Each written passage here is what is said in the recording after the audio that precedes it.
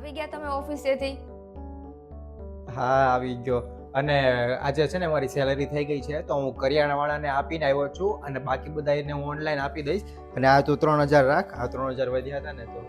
હા, વાંધો નહીં. અને તમે એમ કહો કે તમે તમારા ખર્ચા માટે રાખ્યા છે પૈસા?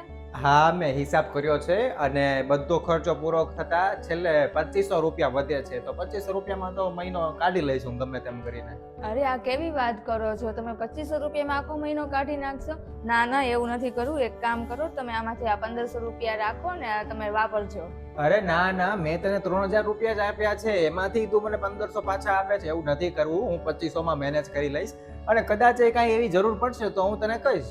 અરે ના ના ભાવિન, એવું નથી કરવું. પછી મને ખબર છે કે તમે મારી પાસેથી નથી લેતા, અને ઓલી વખતે સેલરી આવી હતી ત્યારે તમે એવું કર્યું હતું. 3000 રૂપિયા જ રાખ્યા હતા અને પાછા 3000 માં તમે કઈ રીતના આટલું બધું મેનેજ કરો છો? અને રોજના 50 રૂપિયા તો તમારે આવા જવામાં વયા જાય છે. હા, તો પણ 50 રૂપિયા લાગે છે આવા જવાના, પણ બીજો તો કોઈ ખર્ચો જ નથી ને. સવારે નાસ્તો કરીને જાઉં છું, બપોરે તો ટિફિન પેક કરીને આપે છો ઘરનું જ, અને સાંજે ત્યાં ચા મને ઓફિસમાંથી મળી જાય છે. બીજો શું ખર્ચો છે મારો? અરે ના ના, તમે એવું ન કહો. તમારો કેટલો બધો ખર્ચો છે. તમે છોકરાઓ માટે ચોકલેટ લેતા આવો છો અને ખાલી હાથે તો તમે ઓફિસેથી આવતા જ નથી. કાંઈક ને કાંઈક તો લેતા આવો છો. ક્યારેક ફ્રૂટ લાવો છો, શાકભાજી લાવવાનું હોય તો ઈ લાવો છો. હવે તમે જ કહો કે તમારો ખર્ચો છે કે નથી. અને તમે અહીંયા આખું ઘર 3000 માં ચલાવો છો ને તો એ તો બહુ મોટી વાત કહેવાય. અને હું કાંઈ એટલી બધી વસ્તુ નથી લાવતો, ખાલી 50-60 રૂપિયાની ઓફિસેથી આવતા આવતા જે કાંઈ વસ્તુ મળે એ લેતો આવું છું. પણ તમે આ 50-60 રૂપિયાની વસ્તુ કઈ રીતના લાવો છો ને એ મને જ ખબર છે. તમે ઘરેથી હાઈવે સુધી 3 કિલોમીટર ચાલીને બસ પકડીને ઓફિસે જાઓ છો, અને ત્યાં હાઈવેથી ઓફિસ તમે ચાલીને જાઓ છો, ત્યારે આ 50-60 રૂપિયા બચે છે. અને જ્યારે પણ હું તમને એમ કહું છું કે આ શિયાળો હોય, ચોમાસું હોય કે આટલો બધો તડકો હોય તો તમે રિક્ષામાં વયા જાઓ, પણ તમે એમ કહો છો કે હાલવું તો સેહત માટે સારું છે. અને તમને એમ છે કે મને કાંઈ સમજાતું નથી, પણ મને બધું સમજાય છે કે તમે આ 50-60 રૂપિયાની વસ્તુ લાવવા માટે એટલું ચાલીને જાઓ છો. તમને ભલે એવું લાગતું હોય કે ખાલી 50-60 રૂપિયાની જ વસ્તુ લાવું છું એમ, પણ અમારા માટે તો એ વસ્તુ તે ઘણી અનમોલ છે.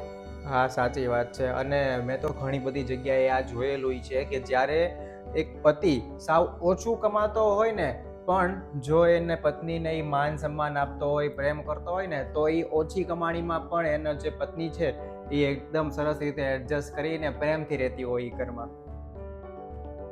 નમસ્તે મિત્રો. આપણે જેવા મધ્યમ વર્ગના લોકોમાં આવું બહુ ચાલતું આવતું હોય છે કે જ્યારે આપણી ઇન્કમ, આપણી કમાણી છે ને એ ભલે ઓછી હોય, પણ જો આપણા ઘરના, આપણા પરિવારના લોકો એટલે કે આપણા મમ્મી પપ્પા, ભાઈ બહેન, પતિ પત્ની જો એકબીજાને સાથ આપે ને, તો એ આજે નહીં તો કાંઈ નહીં, 5 વર્ષ 10 વર્ષ પછી આગળ તો વધે જ, અને સાથે હળી મળીને રહી પણ શકે અને ખુશીથી રહી શકે. પણ જો કોઈ એક પાત્ર જ્યારે એવું કરે છે કે ના, તમારી કમાણી ઓછી છે, તારી કમાણી ઓછી છે, મારે નથી રહેવું સાથે, કે મને આવું નહીં એડજસ્ટ થાય, કે મારે તો બહુ મોટા મોટા શોખ છે, ત્યારે હંમેશા પરિવાર પણ તૂટે છે અને સામેવાળો વ્યક્તિ પણ તૂટી જાય છે. અને જો તમે ખર્ચા ઉપર કંટ્રોલ રાખો આજે, એટલે કે આજના સમયમાં તમે વ્યવસ્થિત રીતે રહો, એડજસ્ટ કરી લો, તો ભવિષ્યના સમયમાં એ જ વ્યક્તિ તમે સારી રીતે સાથ પણ આપશે અને તમારા બધા જ શોખ પૂરા પણ કરશે. બાકી તમને વિડીયો ગમ્યો હોય તો લાઈક, શેર અને કમેન્ટ કરજો.